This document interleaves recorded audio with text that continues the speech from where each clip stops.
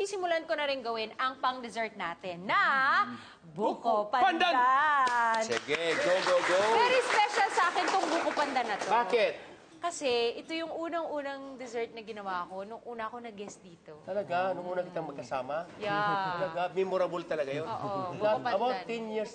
Grabe ka maka 10 years! 4 years pa lang yung show mo. 4 years. 2 years, 3 years ago.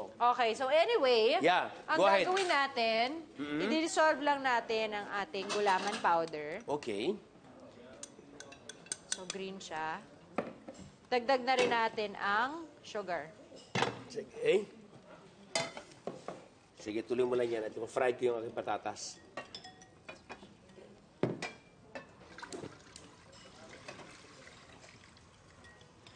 Madali lang gawin, di ba? Madali lang, chef. Okay. So mix na natin. Gelatin at saka yung buko. Yes. Meron din tayong fresh pandan. Pampabango. Yes. Ang pabango. Kuloy lang natin siya. Meron tayong essence. Wow. Bango, ah. And then, kung gusto mo na mas matingkad o mas malalim pa yung pagka-berde niya, feel free to add a drop or two of Green. food coloring. Okay, Yes. food coloring. So, ito yan, lang siya maluto. So, ito, instead of the usual na square, Oo. bilog siya. Talaga? Yeah. Magabago na talaga. Iba na talaga ang mundo ngayon dito. Yes. At para mas mabilis ang pagsiset niya, Oo. i-chill natin siya sa ref. Yung silikon. Yes, para lumamig na. Ganon. Yup. Sige lang, tuloy mo lang dyan habang Sige, chef. abala ka dyan, ako naman abala din dito. Okay, busy ka din. Malapit na rin ito. Konting-konti na lang yung patatas ko. Sa ating mold.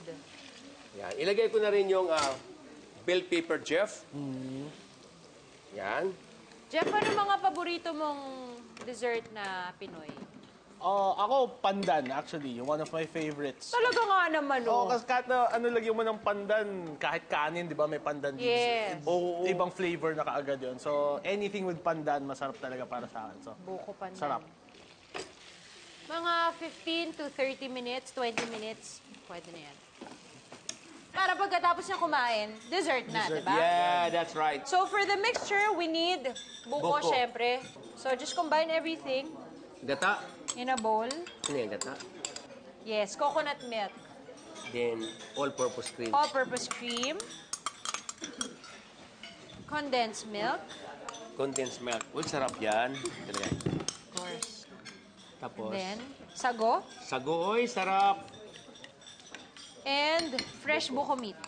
So, mix everything in a bowl. Tapos, kukunin na natin ang ating pinalamig na jelly.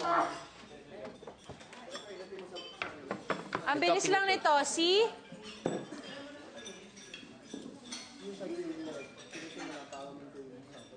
Ang ganda, ganyan.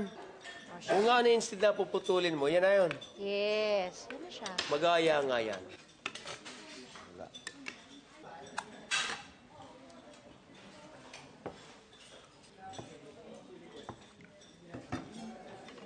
Naman. Ganyan. Chuk. Chuk. Chuk. Para may malutong na part, piniti. Uy, sarap. Saktong-sakto dahil ito na ang matamis na ending ng ating masarap na kainan ngayong gabi. Dessert Department's Buko Pandan P1 Pico! I-serve na yan! Sabi ni Jeff, paborito niya ang pandan. Senyor, ito? Gusto pa niya. Sarap. Sarap? Gusto niya nga. It's really good.